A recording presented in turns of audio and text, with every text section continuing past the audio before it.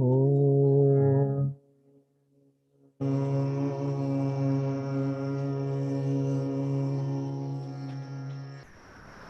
Ajnanatimidandasya Jnananjana-shalakaya Chakshurunmilitam yena tasmai Shri Gurave Namaha. Namashreshtam anumapi sachiputram atraswarupam rupam tasyagrajamrupurim mathurim gastavatim radha kundam girivaram maho radhikamadhavasam Prapto yasya pratita kripaya Shri Gurum tam natusmi Vancha kalpatarubhyascha kripa sindhubhyaiva cha Patitanam pavanebhyo vaishnavebhyo namo namaha Nikhila shruti mole ratnamala dyuti Nirajita padapankajanta Ajimukta kulairupasyamanam paritas Tvam harinam samshrayami Anarpita charim chirat karunayavatirna kaluho Shamarpaitumunnatojvalarasam svabhakti shriyam Hari puratas sundaradhyuti kadamba sandipitaha Shada hridaye kandare spurato vasachinandanaha Ajanulambita bhujjo kanakavadato Sankirtanai kapitaro kamalaya taksho Vishwambaro dhviyabaro jugadharma palo Vande jagat priyakaro karunavataro Ladini shakti sarupaya Gauranga suridaya cha Bhakta shakti pradhanaya Gadadhara namostute He Krishna karuna sindho Dina bandho jagatpate Gopesha gopika kanta Radha kanta namostute Radhe Vrindavanadishe Karunamrita Vahini Kripaya Nijapadabja Dasyanmayam Pradiyatam Bhaktya Vihinaya Aparadalakshay Chiptascha Kamaditarangamadhye Kripa Maitvam Sharanam Prapanam Brinde Namaste Charanarvindam Brinde Namaste Charanarvindam Srila Gurudev ki jai Shriman Mahaprabhu ki jai Shri Harinam Sankirtan ki jai Shri Davji Gopal ji ki jai Shri Grantharaj Srimad Bhagavatam ki jai Shri Venu-gita ki jai Gaur Bhakta Vrinda ki jai Gaur Praman Hari Guru. So, good evening. Pranam to all. Welcome, especially those who are coming today, and everyone online connected as well. So, we are continuing with a series of lectures about Sri Venu-gita, which is a very interesting section of the Srimad Bhagavatam, which is a very interesting book. Actually, the main work for us as Gaudiya Vaishnavas, basically, from which a whole series of other scriptural currents spring from. Okay. So all the Goswami Grant and so on. So this Venu-gita appears in the 21st chapter of the 10th canto, the Bhagavatam, and it's called, this means the Song of the Flute. Is the first of 6 Gitas or 6 songs that are being sung by the gopis of Vrindavan, Venu-gita being the first one. All of them representing different stages in the development of their relationship with Sri Krishna, basically, and showing the different, mainly the different forms of what we call love in separation. We sometimes maybe think in terms of love just in terms of union in this world, but actually there's a whole science of separation and how to develop, increase our affection in separation, even a type of separation in which you have never met for the first time your beloved yet, which is the type of separation depicted in this Venu-gita, called more specifically Purvarag, which means you have heard about your beloved, you have seen him on a distance, but there has not been an official acknowledgement and meeting from the two parts. But in that period, the heart is being churned more and more. So this Venu-gita has to do with this, with the gopis singing as they hear Krishna's flute. Krishna's in the forest with his friends, with the cows, and the gopis, the milk maidens of Vrindavan, are in the village. They're not in the same place, but they hear Krishna's flute, and that flute is, again, stirring the dal, churning their hearts more and more, and they express there's the love in separation, their increasement of love and separation through song, in this case, in the form of the Venu-gita. So this chapter has 20 verses, and today we are seeing verse number 12. So we are a little bit more after the first half, and hopefully we can finish that during the rest of our stay here. We are seeing like one verse per class, with some exceptions, maybe. So, but as usual, we are doing always some also recap of our previous lecture. So today is, what is meeting number 13, and we will see verse number 12. So let's make a brief summary of verse number 11, which we saw 2 weeks ago, where the gopis, 2 weeks ago, I say 2 days ago. So the gopis are directing, in all the verses, the general structure will be the gopis will direct their vision, their attention toward one particular species in Vrindavan. Animal species, vegetable species, not cat, sorry, but he wants his part in Venu-gita somehow. And tree and rivers and clouds, moving species, and they will appreciate and project their own bhav, their own love, and by feeling how much they love Krishna, how much they have the chance of interacting with him, while we don't have that opportunity. And by lamenting in this transcendental way, their love just increases, basically. So today we will speak about particular beings, not from this planet, but from heavenly realms. But last class we spoke about the deer. The gopis speak about the deer. So they say, oh, this deer who belong to a category of less complex species, less complex forms of life, who are not very much with a very developed discernment, if you will, they approach Krishna, Nanda Maharaj's son, basically, who is very beautifully dressed, who is playing his flute, and both the female deer as well as their husbands approached him and worshipped Krishna with silent glances, affectionate silent glances, pranaya, avaloke. That was the main offering, silent, loving silent glances. Pretty substantial if you know what we are speaking about. So we explained how generally the deers are famous for being totally charmed by the flute sound of the hunter, and the hunter may play a flute and the deer just go without discrimination.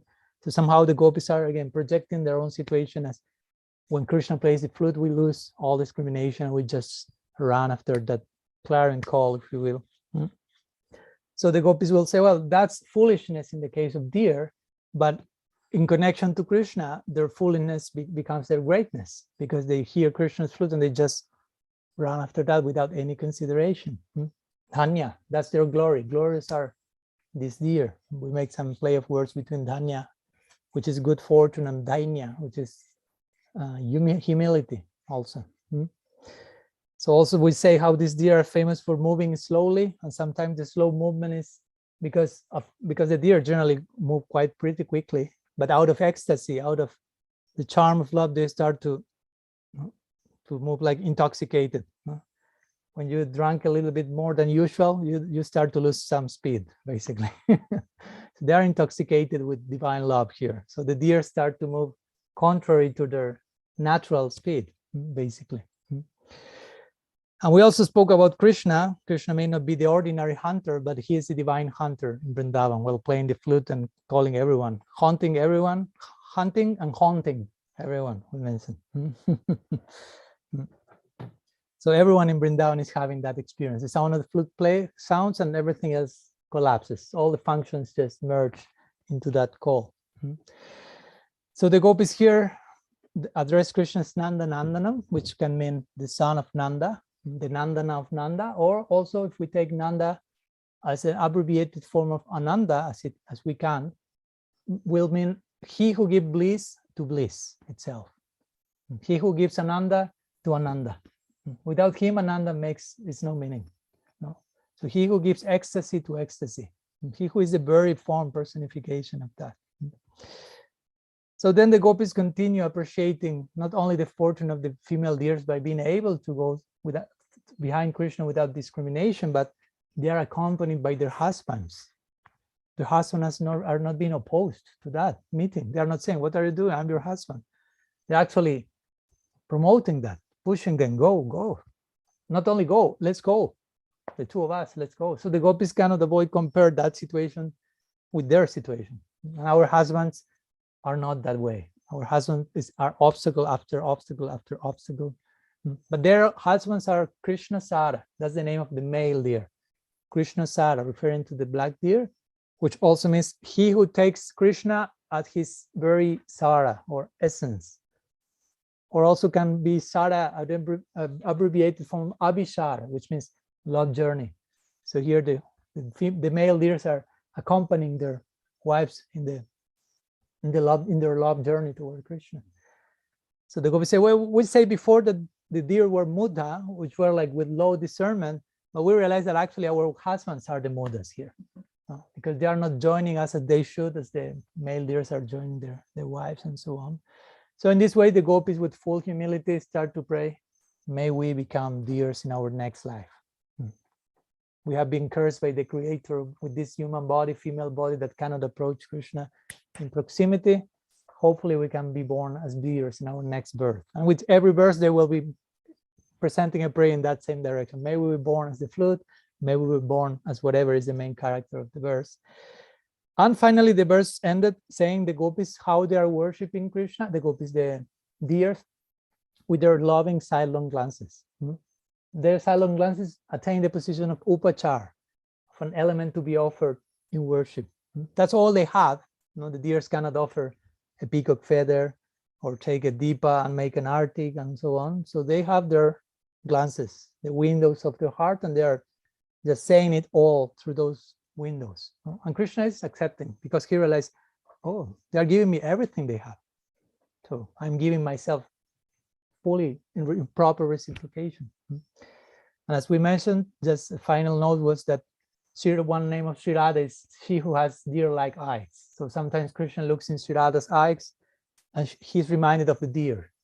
So now the gopis are asking, maybe now Krishna's in the forest and seeing so many deers, maybe he's remembering us now, that he's seeing into the deer's eyes. Maybe this happened in the opposite way. When seeing Radha, he remembers the deer. When seeing the deer, he remembers Radha. And of course he does. Of course, he's properly reciprocating. They are absorbing him, therefore he must be absorbed in them.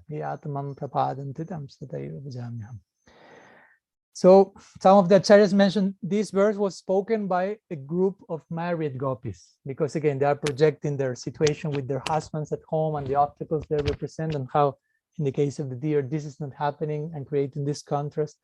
And they say the next verse, which is today's verse, will be also spoken by married gopis, because that will also include a couple. In this case, the couple will be Devis and Devas, the goddesses and the gods. So we go from the animal kingdom on earth, take a Vimana, and let's go to the heavenly planets for a minute. to heaven, because they are descending to our side, but still not touching the ground. It is said that the Devas never touch the ground. They kind of walk. They have their aircrafts, you say, airships, and they're just like floating here. They don't. So let's go to verse number 12, where it will describe how the goddesses in their divine airplanes basically become stunned by hearing the sound of the flute, and the ornaments become loose because of ecstasy. So I'll recite. We can recite all together in Sanskrit. The meter is always the same, but Santo Tilak says like this.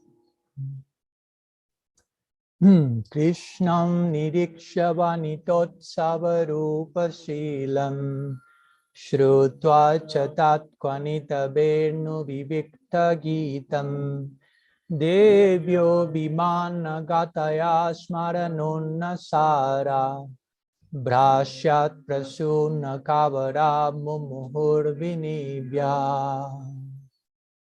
So, translation says, Krishna's beauty and character create a festival for all women. Indeed, when the demigods' wives, flying in airplanes with their husbands, catch sight of him and hear his resonant flute song, their hearts are shaken by Cupid, and they become so bewildered that the flowers fall out of their hair and their belts loosen. So this is verse number 12, describing the effect of the flute, in this case, in the Devis and the Devas, we'll see, as perceived by the gopis. Remember, all this is being sung by the gopis, whatever they're seeing through the lens of their own bhav. Always bear in mind that they are feeling something in particular, and they are also, they are projecting their own feelings to the environment, although the environment has their own experience of Krishna. In this case, what we mainly see is gopis' experience, like not imposed, but projected into every single other personality. So let's see word by word a little bit, and then some unpacking on the content of this verse.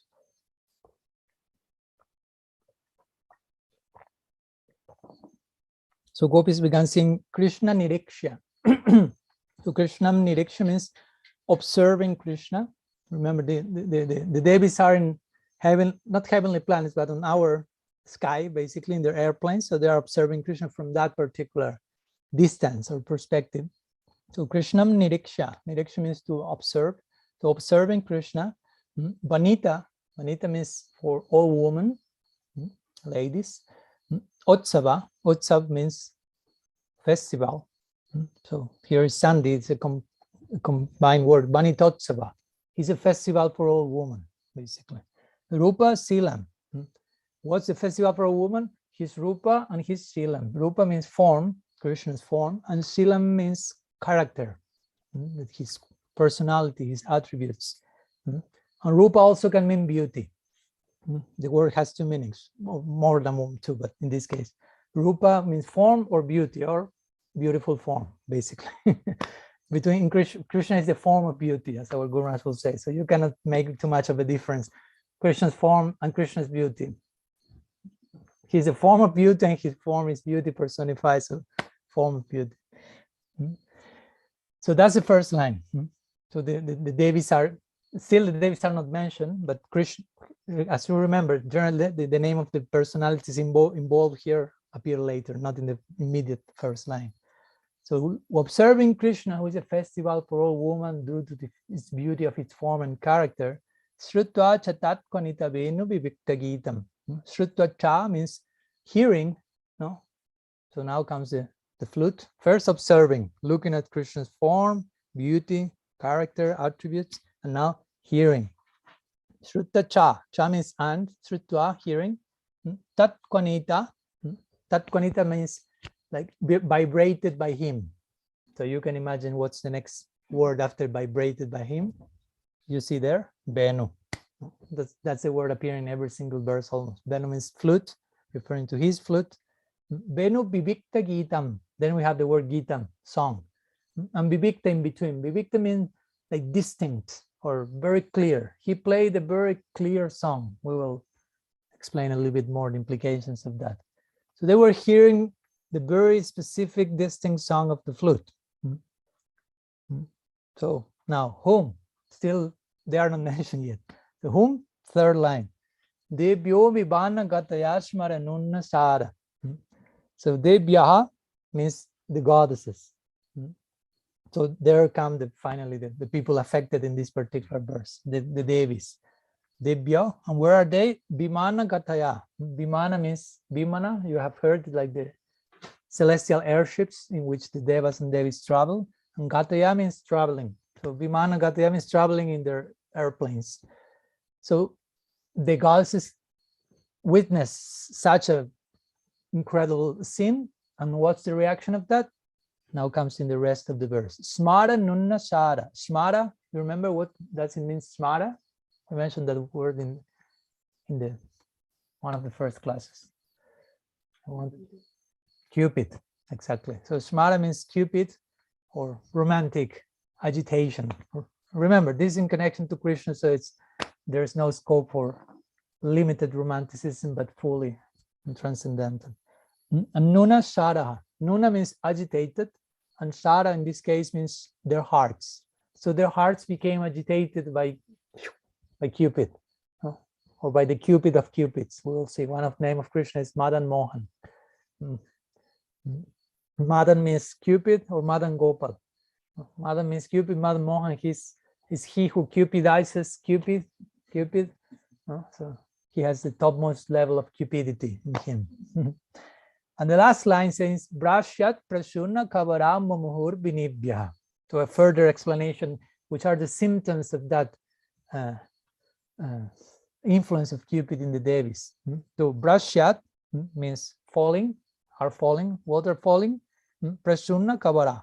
Prashunna kavara means the flowers that are tied in their braids, in their hair.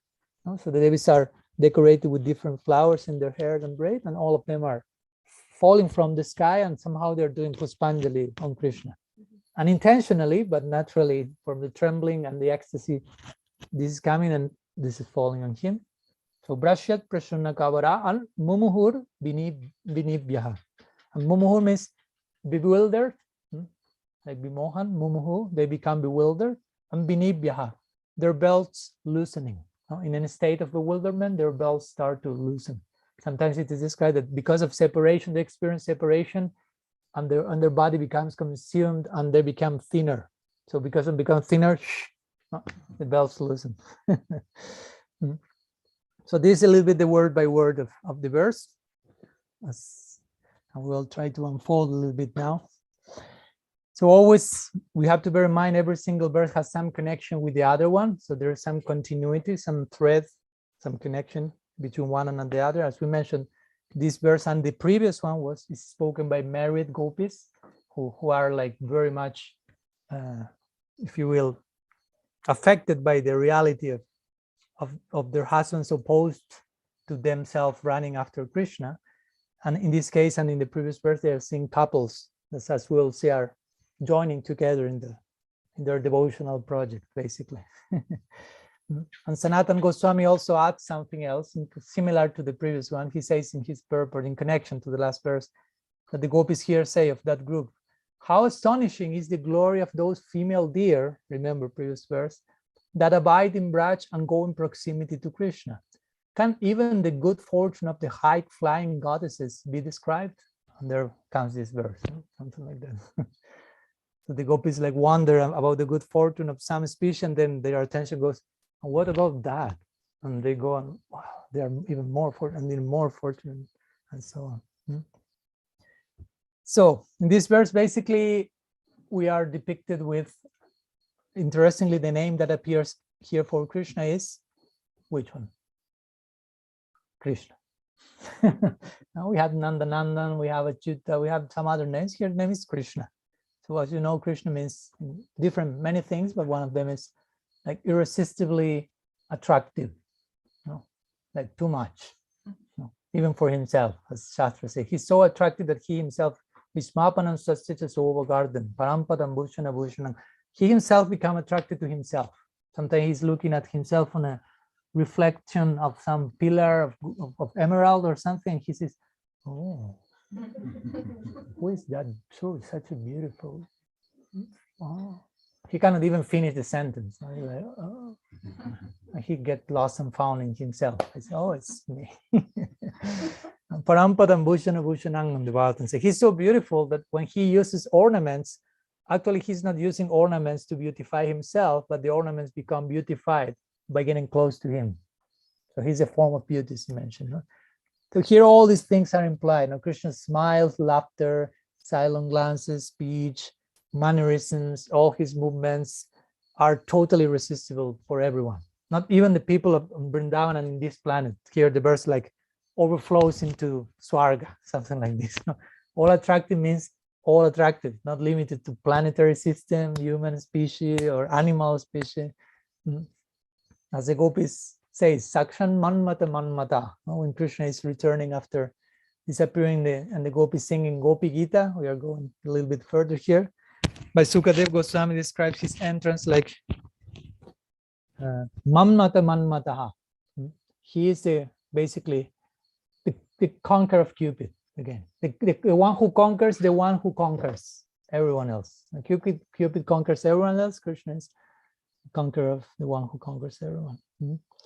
So here the Devis are having darshan of this Cupid of Cupids and hearing his poisonous flute, not poisonous in the sense of totally mesmerizing, enchanting, and they become affected by the great jwal, common jwal, or the great fever of romantic attraction. When you have fever, you start like to see other reality. When it's too much fever, you have like to become delirious, you see? So here we have the Devis, which are generally very aristocratic, heavenly ladies who know how to behave properly in every situation. They are totally like mesmerized by the sound of the flute, sitting on their heavenly airplanes and passing out basically next to their husbands, as you can imagine. They cannot just like calculate or control yourself. All their gravity, the church is being thrown off by Cupid. Cupid comes, takes the gravity, go to Hari. And they fall in front of their husbands and they faint on the laps of their husband by the sound of the flute.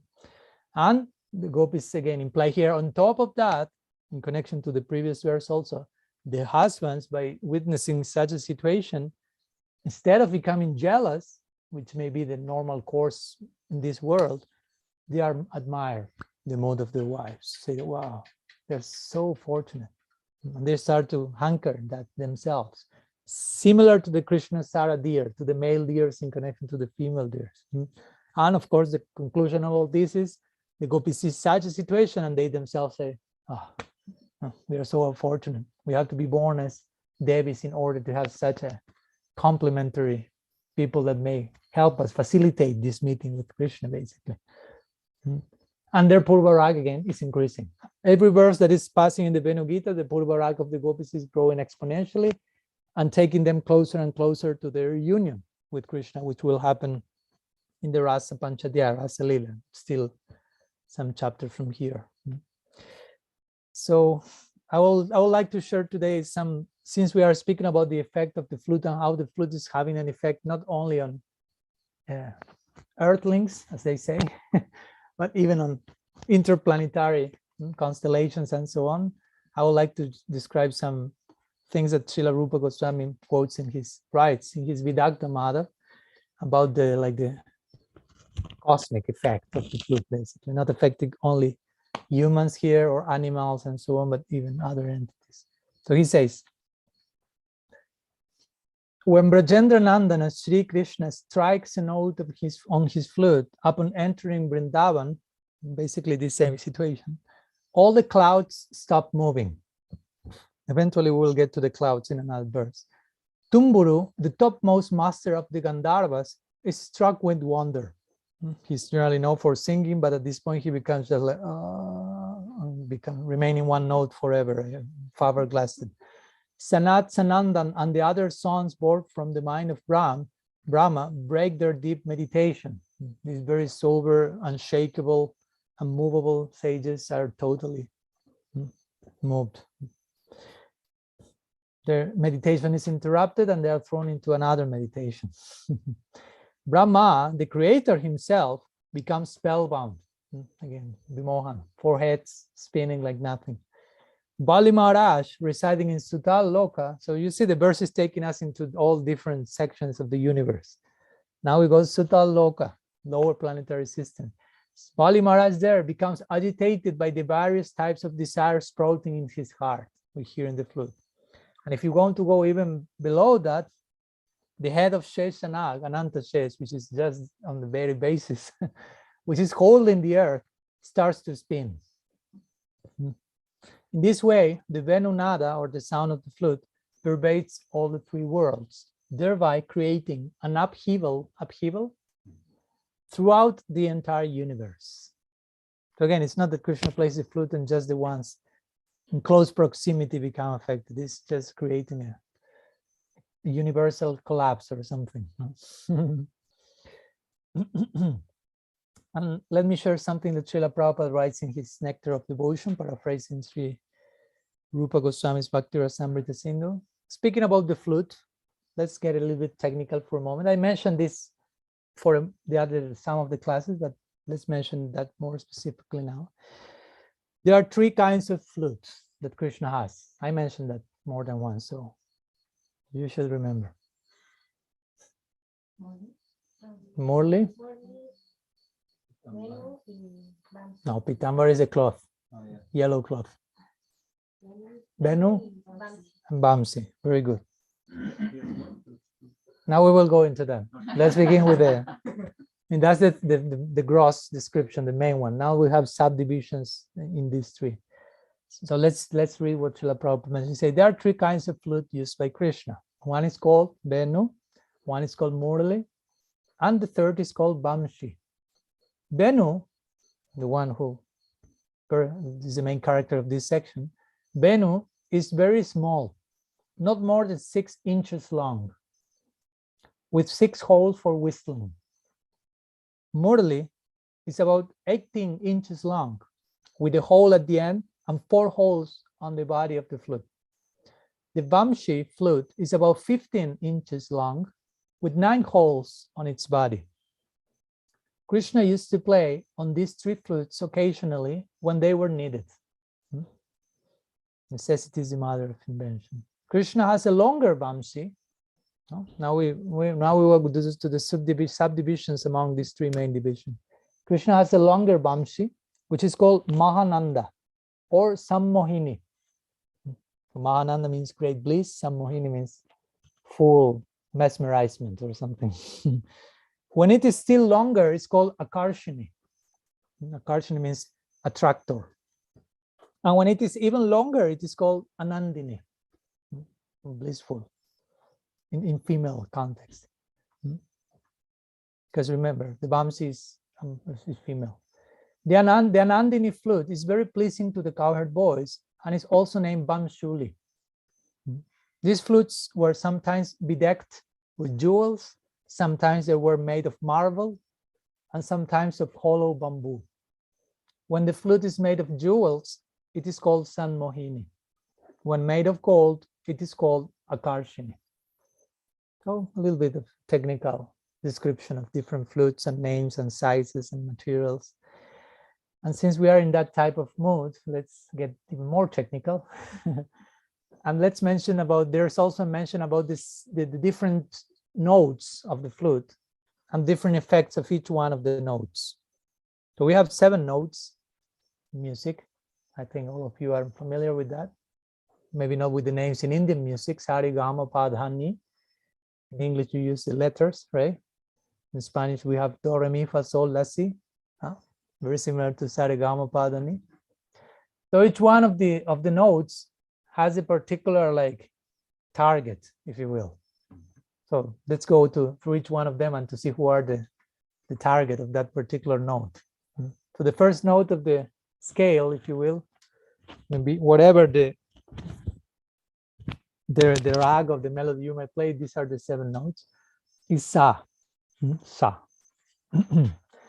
So it is said that Sa is breaking the meditation of personalities such as Brahma and Shiva. Like this could be a similar example here.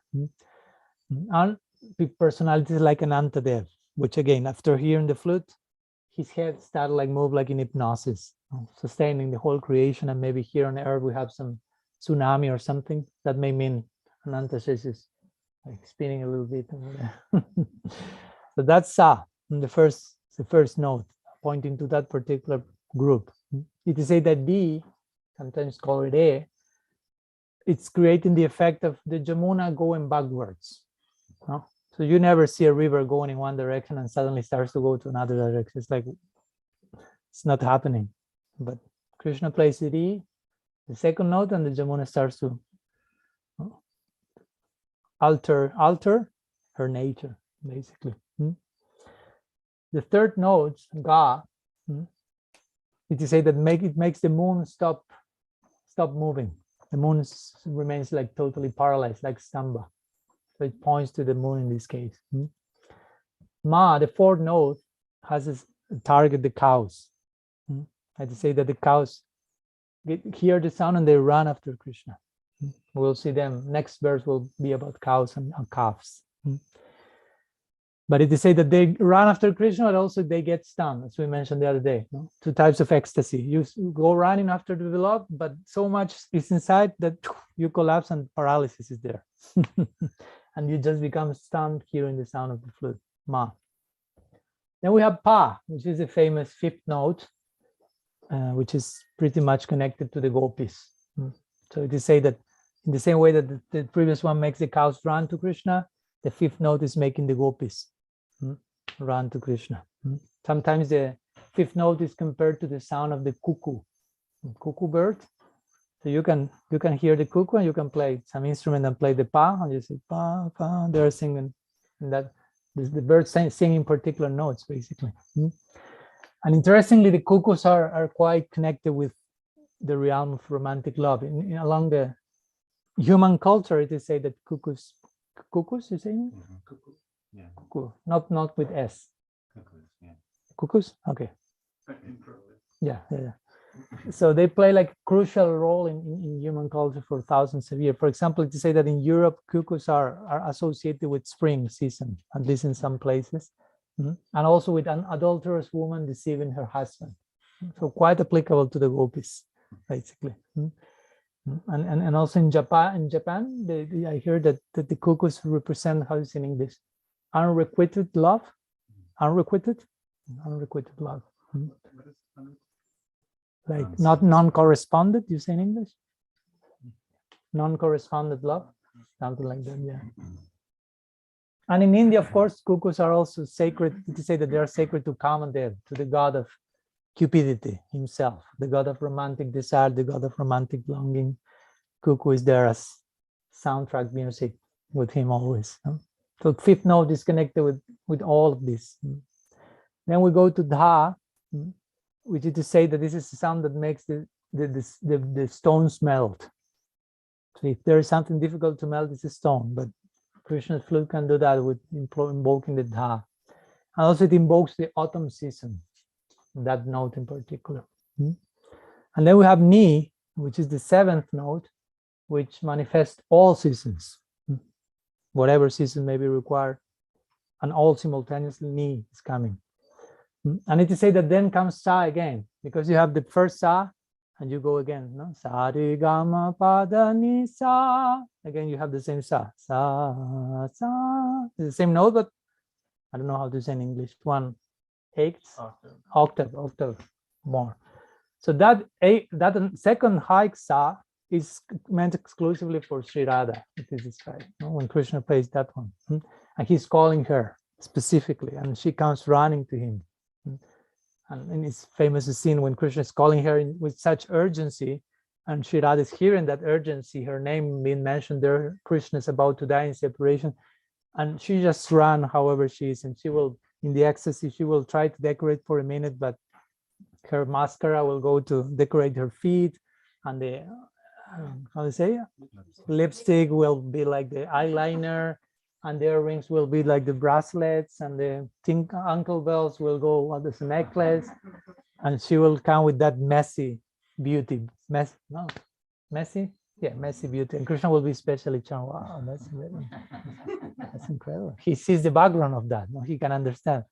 Wow, you didn't do that in purpose. That shows the degree of your absorption, your urgency.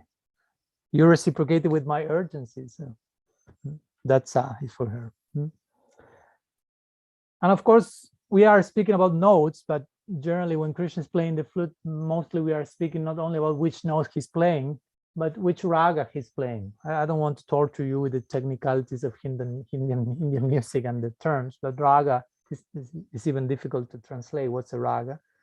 But it's a composition that is made of different notes which are played in a particular way, with ascending and descending moves, which have the purpose of invoking rasa, particular experience, sacred aesthetic experience, basically. So I would like to read something which is from Guru Maharaj's forthcoming book, which is describing a little bit how Krishna plays a particular raga directed to Sri Radha in this connection. So we go from note now to the raga, to all those notes presented in a particular way in the form of raga. So it says like this. This will come in Sakya Mandalam. Krishna retired that night filled with thoughts of Radha, whose glance during the festival pierced his heart. Of course, this is in a moment where they already were united and so on. In order to express his suffering to her, he played the Kedar Raga, appropriate for the first 3 hours of the night, on the flute Shiva has given to him. So after the Govardhan Lila, Shiva gave a flute to Krishna. He had flute before, but he received particular flute. So again, we see each raga is also ideally to be played in a particular moment of the day, in a particular division of the day. And also ragas for particular seasons and so on. So he played Kedar Rag, which is appropriate for that moment with that particular flute Shiva gave to him. This raga is highly non-linear, and in its ascent movement, aroha, only 6 notes are used, and its descent or avaroha, ascending and descending movements, employs all 7 notes of the scale. So this is also something with the rag. It not only uses the notes in a particular way, but in the ascending movement may use some and some not, descending all or some, and so on. This raga is identified with Shiva and is considered the best raga for expressing romantic bhakti rasa. The word Kedar also means field. And thus, Govinda created a musical field in which the gopis sowed the seeds of their desire for his company, acknowledging their attraction to him. However, Radha, for whom the melody was primarily intended, upon hearing it, lost consciousness altogether. So Krishna basically was sending a message primarily to Radha, and she heard the message, but she collapsed in the context of doing so. Or sometimes he's calling the gopis, and all the gopis go to say that in Rasa Lila that happened. He's calling primarily Sri Radha, but all the gopis are included as different expressions of her moods, and all of them come to Rasa Lila. But in the beginning, Krishna sees a multitude of gopis and looking at all of them, but looking for one in the crowd, and the one is not there, Radha. And one may say, oh, she didn't come, she doesn't love Krishna that much. No, she loves Krishna that so much that she just heard the sound and fainted, collapsed. She was not able even to go and run. She just lose consciousness on the spot. Eventually she will come, of course. So let's continue. Today may take a little bit more than usual, with your permission. We have new guests, so we want to. Let's go to some of the expressions in the verse. Venu-gita, remember, Venu-gita meant distinct, clear, distinct, very clear and defined sound. Now I mentioned all the other things to put more in context what we are hearing now. So Krishna is playing a flute in a very distinct way. It means a very specific call to every specific person, very individual. Krishna is an individual. We are individuals here. He's individual, and everything is supremely individual. The way he's addressing and expecting to relate with each of us is totally specific. And we are trying to tread the path of Raganuga Bhakti, which, as one devotee one defined, could be called the path of specificity. It's very specific. It's not generic, abstract at all. Hey, God and me, and somehow we approach him. No, it's very detailed. And interestingly, there's another meaning for Vivekta apart from a specific, and Sanatana Goswami gives that meaning, which is with gaps. So Krishna plays his flute song with gaps. So he played a little bit his melody, and he stopped to give a pause to the gopis and everyone in Vrindavan to ruminate on that, to digest that, to recover, depending the case, to digest the nectar of the flute, which is really condensed ambrosia. So if he plays a little, he gives us a break. So digest, ruminate. When you are about ready to, okay, he continued. So that's another way of understanding the expression Venu-gita, the song of Krishna, playing with some intervals, basically. So here the gopis, again, going a little bit to the general idea of the verse. The gopis are lamenting. Again, the main object is heavenly damsels, someone from other planets, basically, and the gopis are lamenting. We are gopis, Krishna is Gopa, we belong to the same village, we were born just next to each other. Our conjugal attraction for him is natural. We were born together, we know him from,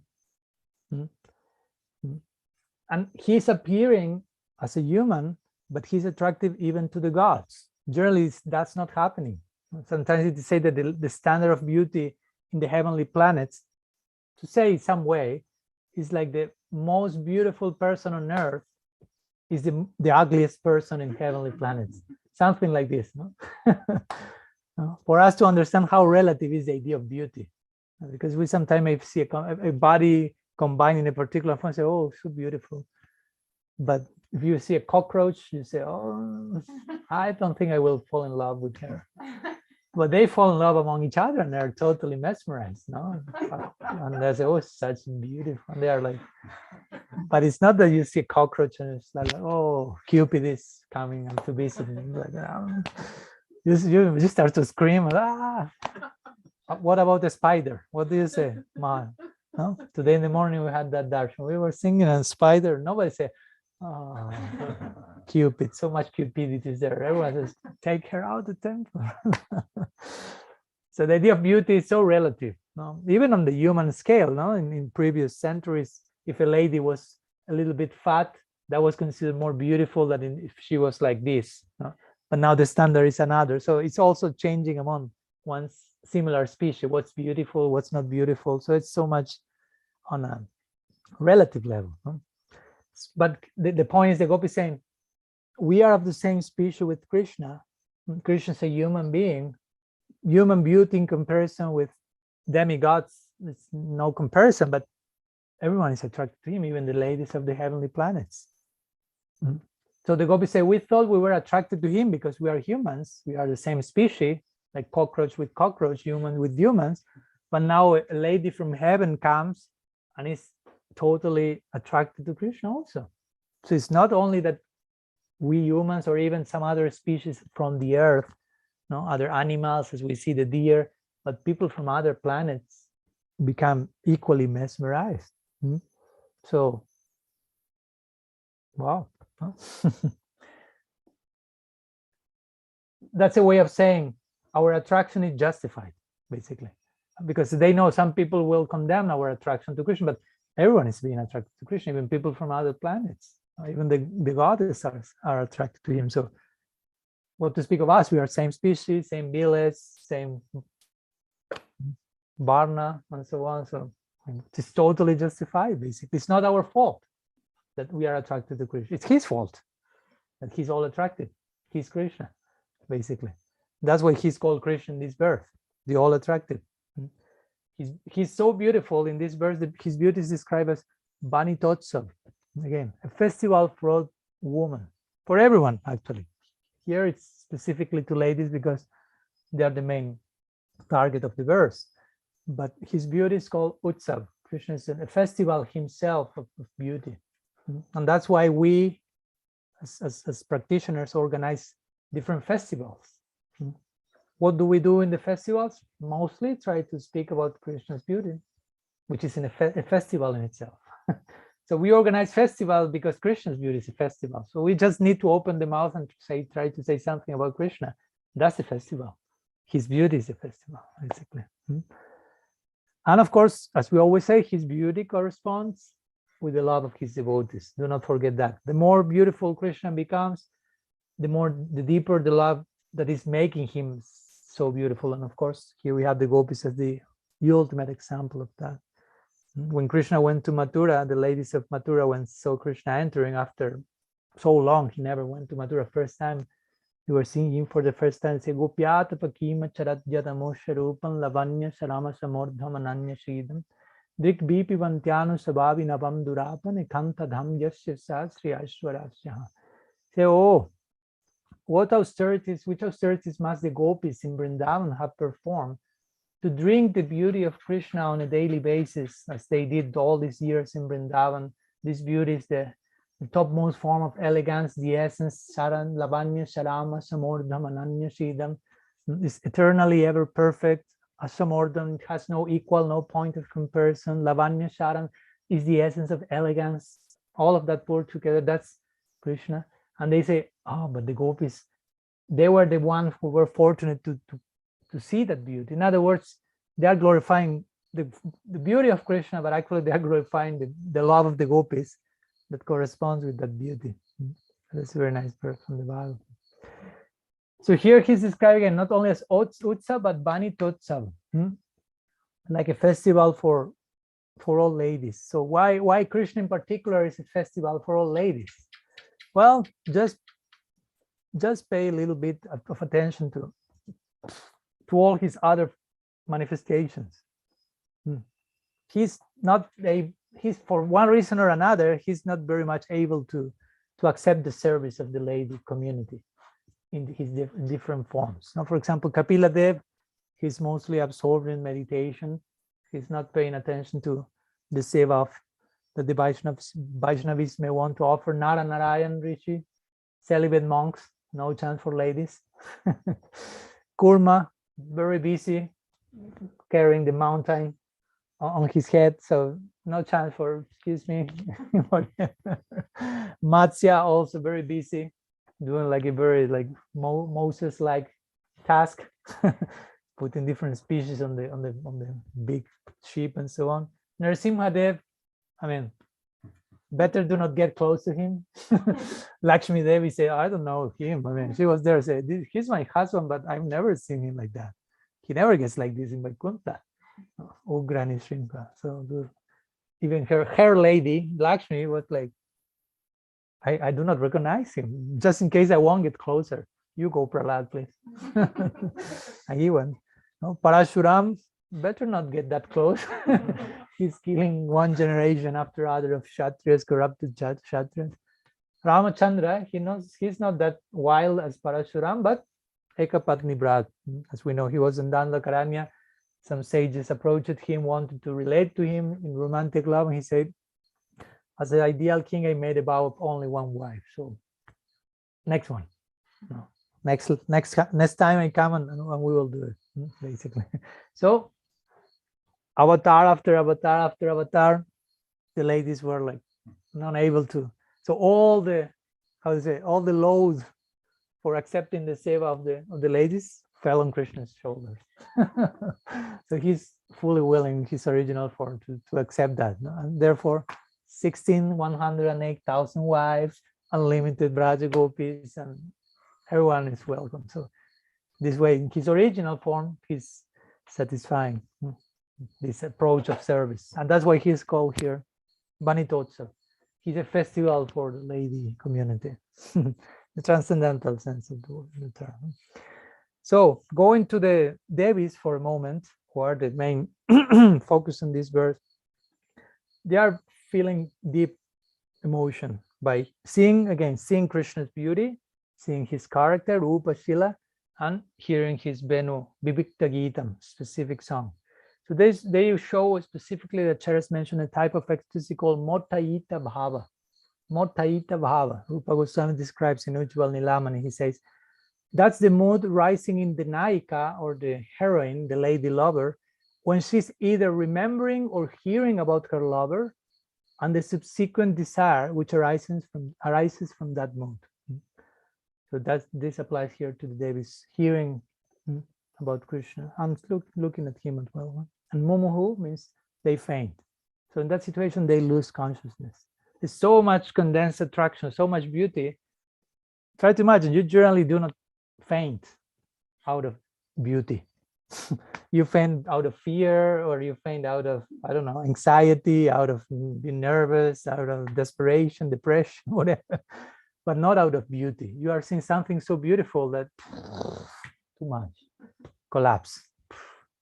That's happening here to the Devis. And again, the Devis have a pretty high standard of beauty, of contemplate. Everything in Swarga is like supremely like aesthetic, and all the apsaras and gandharvas and dance and song and all in a very refined way. So they are accustomed to that level, but they are not accustomed to this level. So they see Krishna and mumuhu, they collapse. And again, fall on the laps of their husbands while they are flying in the skies in their airplanes, basically. Srila Jiva Goswami mentioned that this fainting, or this bhav that creates this fainting, is why they are unable to get closer to Krishna on the earth. They would like to get even closer to him, but they collapse on the way. They see him, as we always say, no return ticket. No, there's no way of, you hear the flute. No. Sometimes they give the example of the it's similar to Harikatha. You hear Harikatha, you are blessed with certain knowledge, your consciousness becomes enlightened, and there's no coming back to some things that you were doing that you realize now, no, that was not the best way to conduct my life. It's like sometimes the example given is like if you join the mafia. No. It's easy to enter, but difficult to go out. You are part of us now, you cannot leave us now. And if you want to leave, I don't know what can happen there. You cannot return, basically. No return ticket. So in this way, the Devis are affected by Shmara. Remember, Shmara means not Shamnanda, Cupid. So previous species mentioned in the Venu-gita, some of them were agitated in different ways, in their own way, in their own bhav towards Krishna. We'll see many more after, like the cows, we will see they are attracted to Krishna in Vatsalya bhav. But here the Devis are affected by Shmara. Shmara is a very specific, I mean, everyone in Vrindavan is affected when they hear the flute, but only the gopis are affected in the context of Shmara, of romantic cupidity. And now the Devis also get affected in that same way, according to the gopis' view. So the gopis find, oh, no, someone else who is feeling like us, some empathy is there.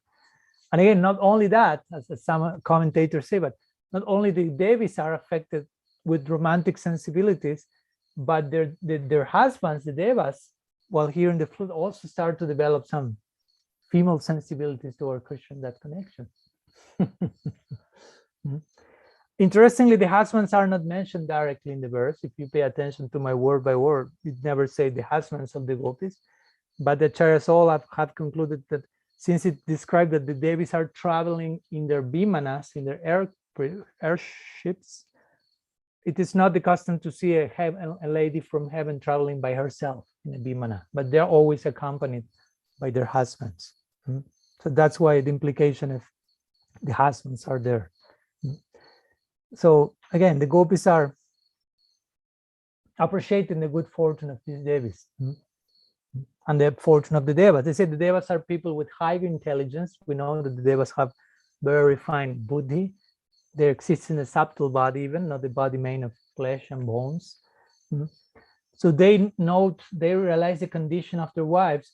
They do not become jealous. They do not become envious. But actually they feel we are so fortunate that our wives have such an attraction. And the gopis are projecting this. The husbands are feeling that in that way, that they are organizing to take them on a trip regularly, so their wives are having the darshan of Krishna on earth. So the husbands are like orchestrating the whole trip, if you will, so their wives are having the darshan in Vrindavan. And again, this is connected to the previous verse, the Krishna Sara, male deers taking their wives. Let's go to see Krishna together. But again, the gopis conclude and contrast, but our husbands are envious. Even if we breathe in the direction of Krishna, they cannot tolerate that. They have a problem even with that. If we sigh in that direction, that's already some. But again, here the devas are bringing the devis in Vimanas to see Krishna, and they're understanding their attraction. They understand what's going on. They organize everything to facilitate that. Such facilitators. But our husbands, of course, no. One brief mention regarding the gopis' husbands. Sometimes we're speaking of them in terms of the so-called husbands of the gopis. Our church generally explained that, for example, in Golok, there's some version. There are different versions, and I don't want to complicate your life that much more than what I'm doing till now. But some acharyas mentioned in Golok, not in Gokul, in Vrindavan on earth, but in the other Vrindavan, the gopis do not have husbands in gross forms, if you will, but only the mood of having a husband is there, the bhav, if you will. But in order to further enrich that experience, which is parakiya bhav, the experience of being a lover of Krishna, Yogamaya gives kind of physical form to those moods in the Vrindavan on earth, basically. So there, we hear the names of the husbands of the gopis and so on. And again, but it's all by the will of Yogamaya. The gopis marry some cowherd boys, and that creates the whole dynamic of parakiya. But again, it's bhava, parakiya bhav. It's the mood of that. But in tattva, or in actual reality, it is swakiya. Means the gopis only belong to Krishna. Parakiya means it seems they belong to someone else, but they cannot but belong to Krishna. But Yogamaya makes that arrangement to show how much they belong to Krishna, to the point they are ready to transgress another so-called people who they belong to, or whatever, family, society, and all total transgression, total risk for the highest ideal. So in that sense, it is described that the weddings and the connection between themselves are more like a dream-like state, some form of sensation. It's there, but it's like whenever you hear, I don't know, Abhimanyu, but it's like shadow in some place. You never see him like fully operating that much. No, every single night he has to sleep in the cow shed for some particular reason, or he has to go to buy some cows. So every night he's never there for some reason. So it's something like that. He's there, but he's never there. So it's like a subtle presence that creates this whole dynamics, basically. But of course, the gopis are not aware of that. If the gopis are aware, oh, this is Yogamaya's arrangement, that will create some sense of Aishvarya, which may like affect the lila. So that's not very, very healthy, if you will. So again, although they had this marriage, for them, Srinanda Nandan, he's the all in all for them. And that's the idea. Parakiya bhav, but in tattva, swakiya. And that's why many say, that's why Srila Jiva Goswami made the emphasis he made. But that's another topic altogether. Swakiya and parakiya. Give me some few minutes. I want to read Vishwanath Chakravarti Thakur's one section of his purport to this verse. Continuing this line, he says, the gods who are extremely smart do not become hostile to their wives. I mean, he's paraphrasing the thoughts of the gopis. They do not become hostile to their wives, even after knowing about it. Rather, considering their own good fortune, they make them mount an aircraft and drive them to induce them to constantly see Krishna. But, there's always a but, our husbands are just hostile. Hostile? Therefore, the lowly those, remember the previous verse, are eminent. The goddesses too are fortunate, but we, humans in between, are most unfortunate. No? The highly civilized heavenly people are so fortunate. The lowly animal species are so fortunate. We are in between. We are unfortunate. We humans do not have the chance that these species have. Their own husbands are bringing them and so on. Baladev Vidyabhushan shares something similar in his explanation, that he's saying that if these devis, the goddesses, like the those, you say those, like the those, they belong to another category altogether. Jati is the word. They are not humans. Again, they're animals. They're devas, devis. So how he say, how is it that our love is not as deep as theirs, although we and he are in the same classification? That's the torment of the gopis. Actually, they are thinking they have more love than us. So they are concluding, but they are in another species. So generally, you see that one loves someone from the same species most. Again, cockroach with cockroach, dog with dog, whatever. So we see that, the goddesses, they have such love for Krishna, two different species. The deers have such love for Krishna, two different species. And we are same species, but we don't have that love. I mean, that's their humility. They have more love than all of them put together. But they feel we don't have that love, because if we will have that love, we will be together with him, and that's not happening. That's not happening. Sanatan Goswami comments here that here the gopis become restless and bewildered as intense desire to take birth in the society of devis arises in their hearts. As we mentioned, more and more this is we have to be born as devis. We have to be born as devis. But the interesting dynamic here is that the gopis are lamenting and praying to be born as devis, but actually the devis and devas are seeing the gopis and lamenting, oh, we don't have the type of love that the gopis have. Look how they cry in separation. Look this, look that. They really have love for Krishna, not us. But the gopis are thinking exactly the same thing regarding the. So that's the nature of proper devotional association. I don't have love for Krishna, you have. And the other one is thinking this. It's not like I don't have devotion, you have. And Shamananda will say, yes, I have, you don't have. Finally, Maharaj, you say some true. You really understand, no? It's not like that, no. And if I say I don't have devotion for Krishna, I really have to walk the talk. No, it's not that just make lip service. I'm so fallen, I'm so fallen. Once I remember one devotee was, remember that. Once the devotee was saying, I'm so falling. Like he kind of heard that it's good if you say that or something. So he was like always like part of his mantra was, I'm so fallen. So once one devotee who realized, another senior devotee saw that and say, let's see how much he walks the talk.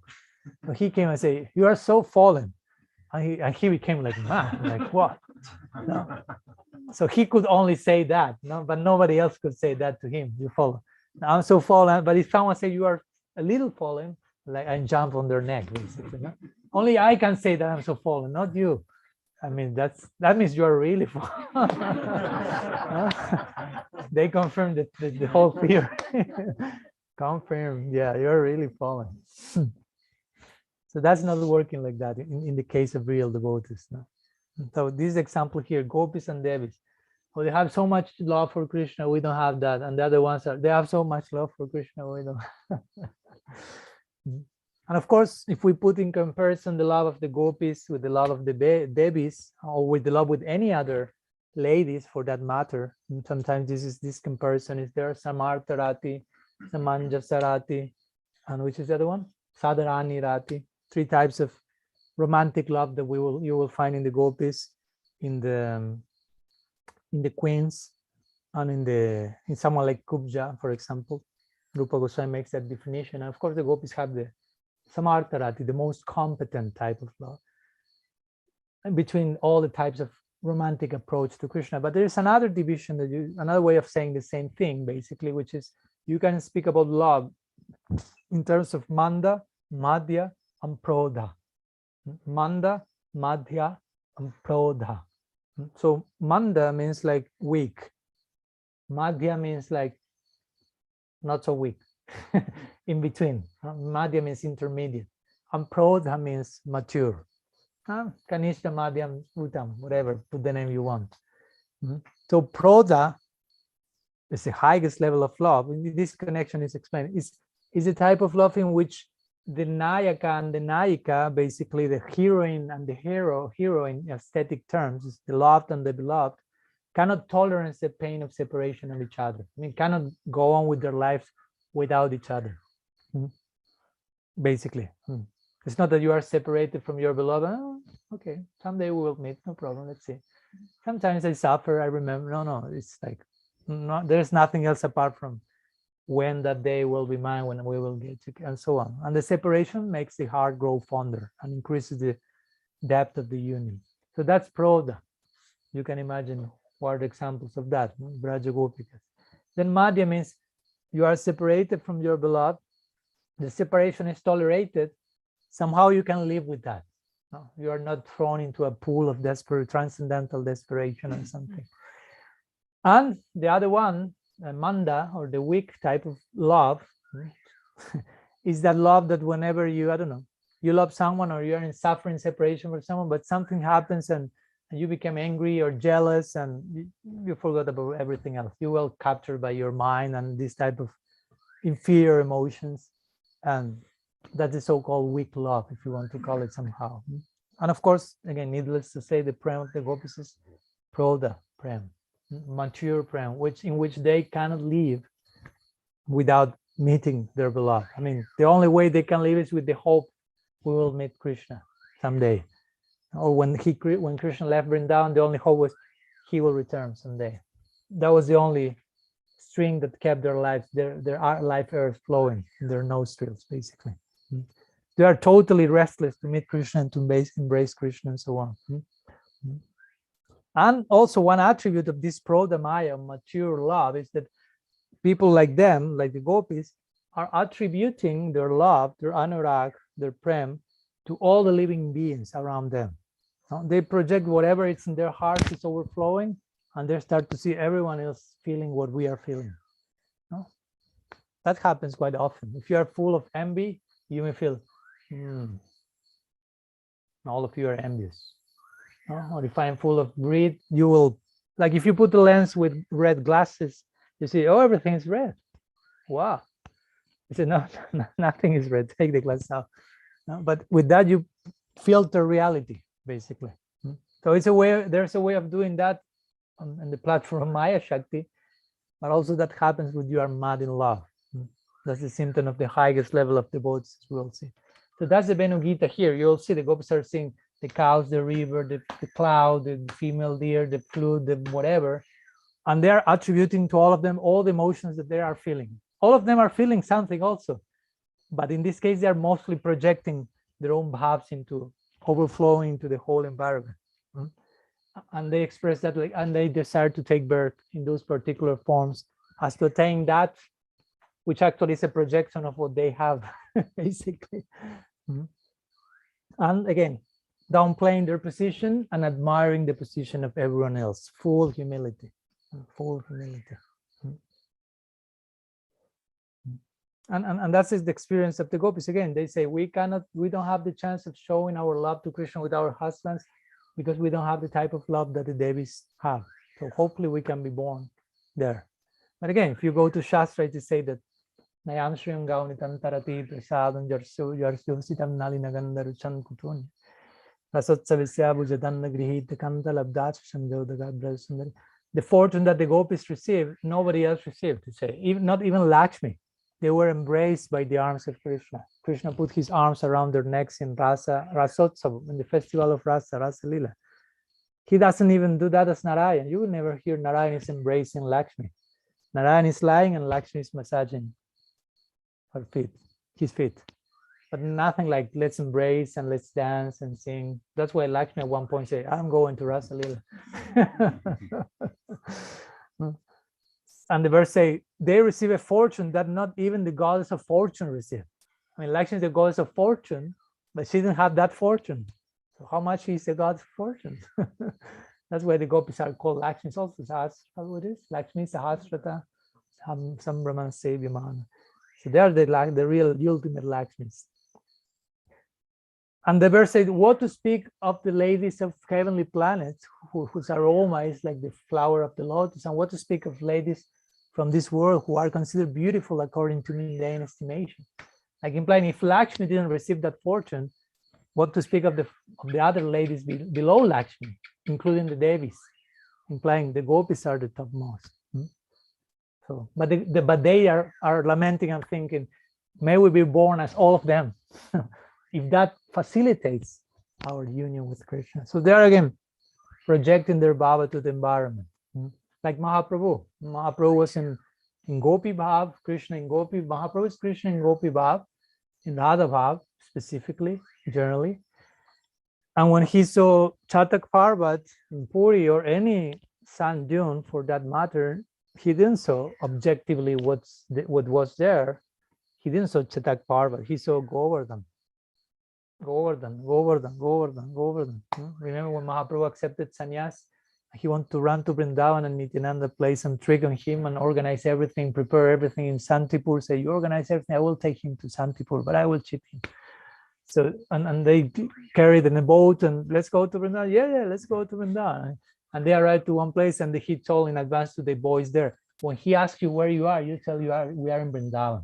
And they were in Bengal. So Mahaprabhu said, are we close to Vrindavan? The boys said, yes, you are almost arriving. Mahaprabhu was, great. And he said, yeah, here's the Jamuna. So Mahaprabhu was like, and eventually, of course, when he realizes, you cheated me. I mean, we are in Santipur. Advaita Acharya appears and say, Advaita, what are you doing here in Vrindavan? And Advaita starts to chuckle. No? But I eventually say, well, wherever you are, that's Vrindavan. No? More man Vrindavan, says at one point Mahaprabhu. My mind is Vrindavan. So again, he's seeing Chatak Parvat, any hill, he's seeing Govardhan. He's seeing any extension of water, he's seeing Jamuna. He's seeing any forest, he's seeing Vrindavan. And then you can see that you are biased. Objectively speaking, it's not like that. But here we are speaking about super subjective vision. Because sometimes in this world, just to be subjective is like a defect. You are biased. You have to be objective, impartial. But here we are speaking about spiritual partiality, transcendental bias, super subjectivity, which is the overflowing of your blood extending everywhere. So that's another reality. So again, in this vision, it is that the gopis are seeing the Devis and they project, oh, the Devis are feeling all these things that we feel from Krishna. But actually, they are not feeling that. They are fainting, they are in ecstasy, no doubt, but not on the level of the gopis. We made clear there is a big difference between the two of them. But the gopis are projecting that again, over and over. That's the vision of a topmost devotee. The Bhagavatam describes a Uttam Bhagavat, 11th canto. Sarva bhutesu yat pasyat Bhagavatatmanam bhavam Bhagavatyatmani bhutani esha Bhagavato uttama. So Uttam Bhagavat is he who sees Krishna in everything and who sees everything in Krishna. I mean, it's difficult to, you have to go there and see that for yourself, because someone say, what does it mean? How explain that more? You have to reach that moment, no? But we have a glimpse in this world again here. When you are in love, in this plane, you kind of see the whole world affected by that. It seems like the whole world is in love, and everyone is dancing and moving according to your your inner dynamics. When you are in fear, everything seems like worthy of doubt and suspicion. But maybe you are just projecting your prejudice on the environment. So here we have the ultimate version of that. Again, super subjectivity of the gopis. Super subjectivity of the gopis. So basically, that's what I wanted to share today. So interestingly, just before finishing and connecting with the verse we will see tomorrow, remember, in previous verses, the gopis here are trying to hide their bhav. No, they are just like exploding. As we mentioned, the love the gopis is abahita bhav. They're trying to hide their love. It's like a pressure cooker. That it seems nothing is happening, nothing is happening. And suddenly, these whistles come like in the form of these gitas or verses. But they try to hide that and not speak about Krishna directly, but in some verses they cannot but do that and mention him directly. But generally, they try to speak about something else, the flute, some other species. But for example, the previous verse, they spoke about a lady, a female lady, the deer, but they have some form of Madhurya for Krishna. In this verse, another type of lady, the Devis, having some form of Madhurya for Krishna. So they are getting too much exposed in their own Madhurya.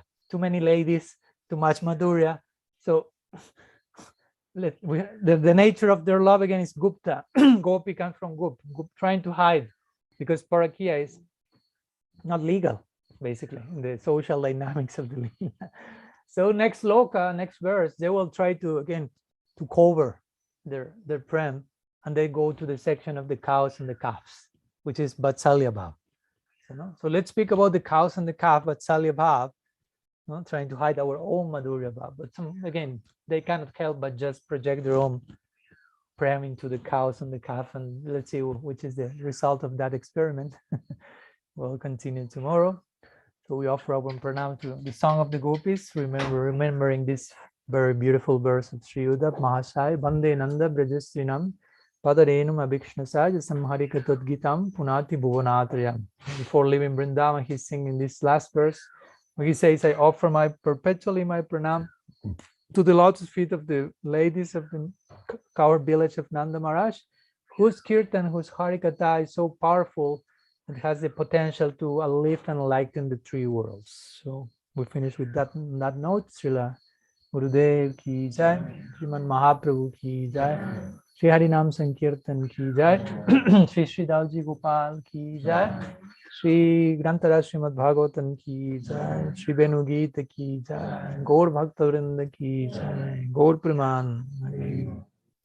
Vancha kalpatarubhyasya kripa sindhubhya eva cha patitanam pavanebhyo vaishnavebhyo namo namo.